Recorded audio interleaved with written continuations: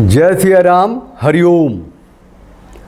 Modi and company का विचित्र विलक्षण आरक्षण। मोहन यादव क्या बन गया रावण।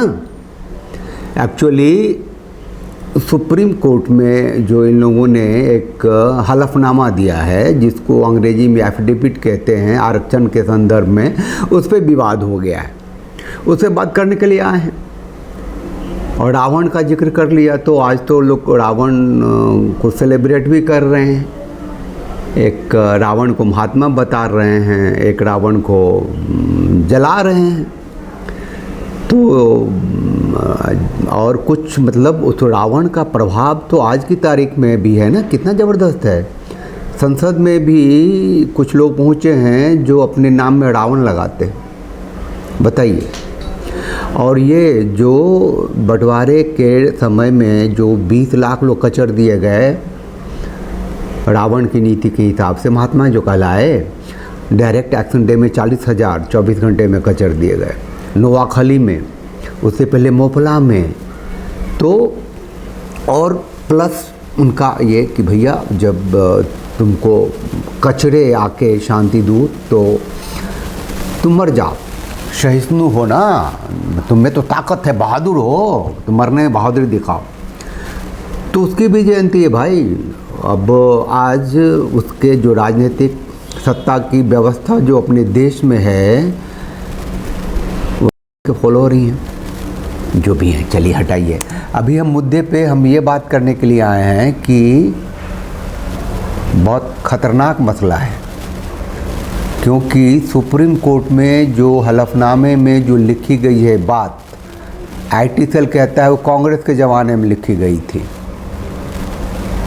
अब मोहन यादव को क्यों बदनाम करते हो? कांग्रेस है क्या? कांग्रेस का जमाना था ना, अब तो नहीं है ना। तो वो क्यों है हलफनामे का पार्ट?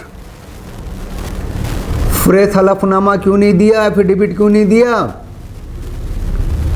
भागोगे कैसे भाई? राम भक्तों का वोट लेके रावण की सत्ता की व्यवस्था चलाओगे?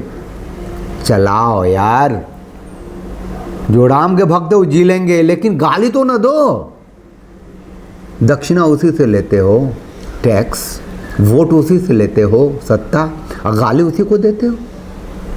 चैनल को लाइक कीजिए, शेयर कीजिए, सब्सक्राइब कीजिए, बेल आइकन को प्रेस कर दीजिए नोटिफिकेशन के लिए। साथ रहिए, साथ दीजिए। ज्वाइन बटन क्लिक करेंगे तो आप सदस्यता ले पाएंगे। सामाजिक परिवार को थोड़ा बड़ा बनाइए। जो लोग हमारे सामाजिक परिवार का हिस्सा हैं, आजकल में 1-2 लोग बने हैं, उन सबका हृदय से अभिनंदन है। मुद्दे की बात यह है कि 1 अक्टूबर 2025 को एकदम धर वायरल हो गया कि एमपी सरकार ने, वही मोहन यादव की सरकार ने एफिडेविट जो दी है वो एंटी हिंदू है। जो हलफनामा एफिडेविट सुप्रीम कोर्ट में जमा किया गया ना, उसमें अटैच्ड थे ना डॉक्यूमेंट्स। तो एफिडेविट में जो डॉक्यूमेंट अटैच है वो एज इक्वल एज एफिडेविट ही मानते हैं उसको, क्यों नहीं मानेंगे? तो उसमें कांग्रेस के ज़माने का रामचरितमानस का जिक्र है, जिसको लेकर विवाद हुआ। अब रामचरितमानस का क्या है वो भी ज़रा सा बताएंगे, लेकिन पृष्ठभूमि थोड़ा सा देख लेते हैं। पृष्ठभूमि ये है कि आरक्षण क्यों बढ़ाया। तो कांग्रेस सरकार का फैसला था 2019 में। ये कांग्रेस सरकार कौन थी भाई? वहाँ कमलनाथ की सरकार थी उस समय में। एमपी लोक सेवा आरक्षण अधिनियम 1994 1994 में कमलनाथ सरकार ने संशोधन किया था और ओबीसी अदर बैकवर्ड कास्ट का आरक्षण 14% से बढ़ाकर 27% कर दिया था। तो इससे जो शेड्यूल कास्ट है 16%, schedule tribe 20%, OBC 27% is equal to 63% reservation हो गया। तो जब 63% रिजर्वेशन तुम दोगे, है ना, उसमें 10% वो सवर्णों का भी है, जो गरीब हैं इकोनॉमिक आधार पे, ठीक है। तो 73% हो गया। तो सुप्रीम कोर्ट ने ऐसी की तैसी कर दी हुई है पहले कि भैया 50% से आगे नहीं बढ़ सकते, तो ये एफिडेविट लेके गया वहाँ, ठीक है। सुप्रीम कोर्ट ने 1992 के इंदिरा साहनी फैसले, है ना, जो मंडल कमीशन का उल्लंघन था, कि 50% आरक्षण की सीमा तय की गई। कई याचिकाएं हाई कोर्ट और सुप्रीम कोर्ट पहुंची। हाई कोर्ट ने 2020 में स्टे लगा दिया, जिससे कि कई भर्तियां रुक गईं। 2023 में मोहन यादव ने इसको समर्थन दे दिया। ठीक है, 2023 में मोहन यादव की सरकार ने इसको समर्थन दिया। 2024 में सुप्रीम कोर्ट में एफिडेविट दाखिल किया, कहा कि ओबीसी की आबादी 51% से ज़्यादा है, नीली आर्मी चाहिए उन लोगों को, पता नहीं किस तरीके से। लेकिन ये मोहन यादव बता रहा है सुप्रीम कोर्ट को कि ओबीसी की आबादी 51% से ज़्यादा है, सरकारी नौकरियां, शिक्षा में प्रतिनिधित्व उनका मात्र 8-9% है। तो असाधारण परिस्थितियां हैं, इसीलिए 50% आरक्षण का जो आपका लैंडमार्क है, डेड एंड है, उसको हमें तोड़ने दिया जाए या हम उसके तोड़ने को मजबूर हैं। This is the logic bye कर लो, 100% कर लो। अटैच डॉक्यूमेंट में जो राम की गाली है उसके आधार पे करोगे। अब अटैच डॉक्यूमेंट जो है उसमें रामचरितमानस का क्या जिक्र है, जरा सा देख लेते हैं। महाजन रिपोर्ट भाग 1 में रामचरितमानस का हवाला देकर कहा गया है कि रामायण की घटनाओं जैसे श्रृंगी ऋषि का वध में ब्राह्मणवादी दृष्टिकोण से व्याख्या किया गया, शूद्र और पिछले वर्गों को वहाँ दबाया गया। यह रिपोर्ट ओबीसी आरक्षण जस्टिफाई करने के लिए हिंदू ग्रंथों को शोषण का औजार बताया। कुछ स्क्रीनशॉट्स वायरल हुए हैं जहाँ राम को हत्यारा जैसा चित्रण किया गया है। मोहन यादव हिंदू हृदय सम्राट बनने वाला है, महाकाल में पूजा करते हुए दिखते हैं। ये बोलो हनुमान की जय हटा ना सकते थे। 22 प्रतिज्ञा जो लिया हुआ है वो तो राम को गाली देंगे, कृष्ण को गाली देंगे, तो भाई उन्हें देने दो ना, उनको तो रिजर्वेशन दो, उनको नौकरी दो, उनको सत्ता की व्यवस्था में जगह दो। क्यों नहीं दोगे? दो, तुम भी वही हो। राम को गाली क्यों देते हो यार? उस डॉक्यूमेंट को हटाए क्यों नहीं वहां से? आगे क्या लिखा है? सोशल मीडिया पर बीजेपी समर्थक और हिंदू संगठनों ने इसे रामद्रोही बताया। बीजेपी समर्थक देखिए लिख देते हैं, जबकि बीजेपी का आईटी सेल जो है वो पूरा का पूरा डिफेंड कर रहा है मोहन यादव को। कह रहा है कांग्रेस के ज़माने का है। उस समय जो कमीशन बैठी थी उसमें जो उसने 14% को 27% किया था और उसने हलफनामा जो एफिडेविट दिए थे उसमें वो सारी बातें लिखी थी। तो हमने जो हलफनामा दी थी उसमें खुद ही अटैच हो गया, मतलब उसने जो थूका था हम खुद ही अपने चेहरे पे ले लिए। वो ये कह रहे हैं बीजेपी आईटी सेल वाले, है ना। हैशटैग जो चल रहा है रामद्रोही मोहन यादव, वो ट्रेंड करने लग गया था।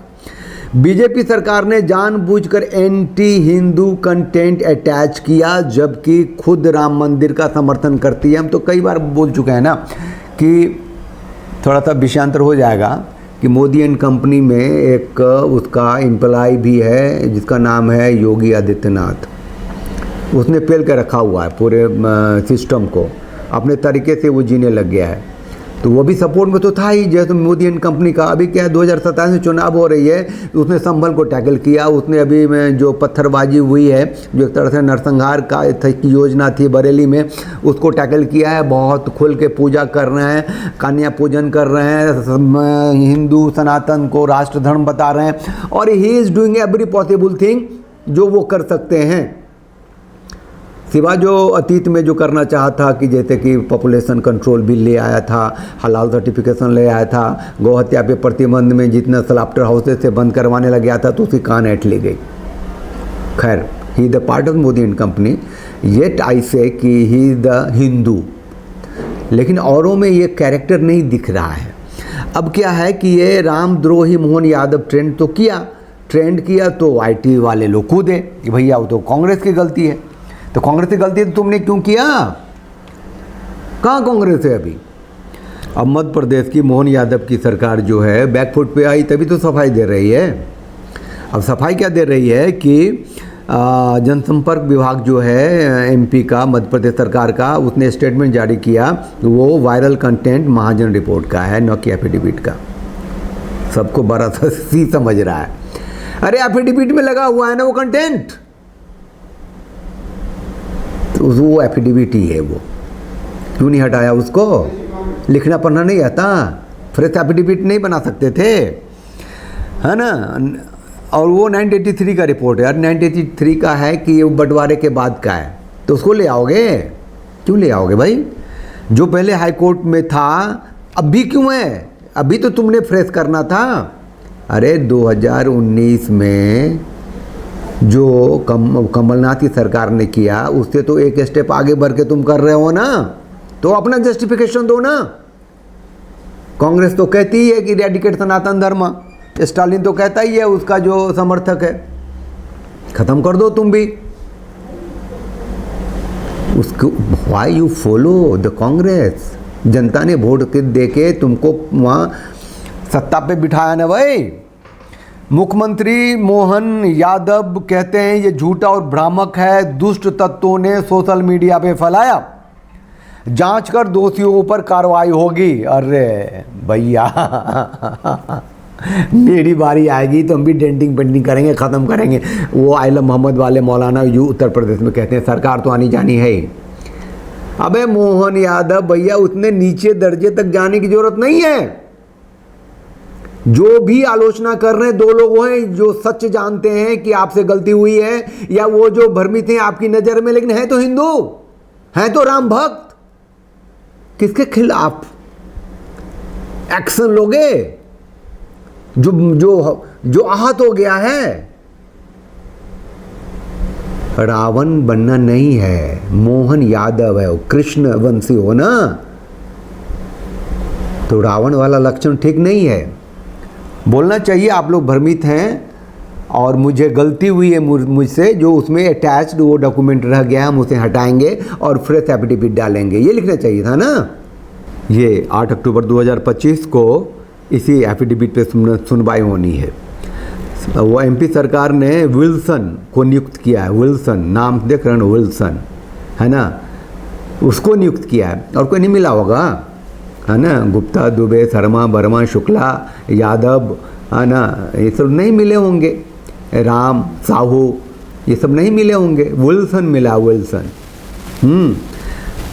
4700 पद खाली हैं मध्य प्रदेश सरकार में, तो वो नौकरी देगा। तो अगर जो वर्तमान में जो 50 जो Uttar Pradesh sorry supreme court का जो डेडलाइन है कि 50% से आरक्षण ज़्यादा नहीं तुम दोगे, तो ऐसे में तो 4700 में तो बहुत नुकसान हो जाएगा वहाँ के जनजातियों को। चलिए at the end of this video वो मोहन यादव की सरकार ने कहा है कि इस एफिडेविट के उस अटैचमेंट से हम बिल्कुल सहमत नहीं हैं।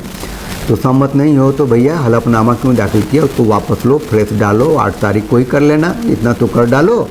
ठीक है, जनरल कैटेगरी को धमकाओ मत। बीजेपी दलाली कर रही है, जनरल स्टूडेंट की नौकरियां छीन रही है, ये सब मैं नहीं कह रहा। तो सरकारी नौकरियां वो खलीफा हिंद मोदी जी चिल्लाते हैं कि नौकरी देने वाले बनो, है ना, वो अपना जो है स्वदेशी चिल्लाते हैं। तो यार नफरत मत डालो मोहन यादव, ये मैं कह रहा हूँ, है ना। ये एक फियर फैक्टर जनरेट ना करो। ये जो IAS IPS की तैयारी करते हैं, नीट की तैयारी करते हैं, 100% ले आते हैं, 99% लाते हैं, वो भी पीछे रह जाते हैं, 55% वाले को जगह मिल जाती है। तो ये सब मतलब क्या है, मतलब कौन सा सिद्धांत लेकर के? आर्थिक आधार पे आरक्षण इस राष्ट्र में, इस सरकार में तो संभव ही नहीं है। तो इतना तो संभव कर लो कि उनका जो एक आधार है, जो रिजर्वेशन कैटेगरी में इतना कम नंबर पे जो ले आते हो, दर्जा उनका उठा दो यार, और वहाँ भी क्रीमी लेयर लागू कर दो। दादा को दे दिया रिजर्वेशन, बाप को दे दिया, तो पोते को तो ना दो। वहाँ गरीब इतने हैं और इतने उन लोग आ ही नहीं पाते। वो रिजर्वेशन कैटेगरी वाले आज वो अनरिजर्व हो गए, जनरल कैटेगरी वाले हो गए। देखो मोहन यादव, थोड़ा सोचो समझो, है ना, विवाद से बच यार, है ना। राम के भक्त हो, महाकाल के भक्त हो, मैंने देखा पूजा वूजा करते हुए, तो राम को गाली देने वाला जो अटैचमेंट है फटाक से हटाओ वहाँ से यार। चलिए आप लोग भी साथ दीजिए, साथ रहिए, अपनी प्रतिक्रिया जरूर दीजिएगा। जय सिया राम, हरिओम।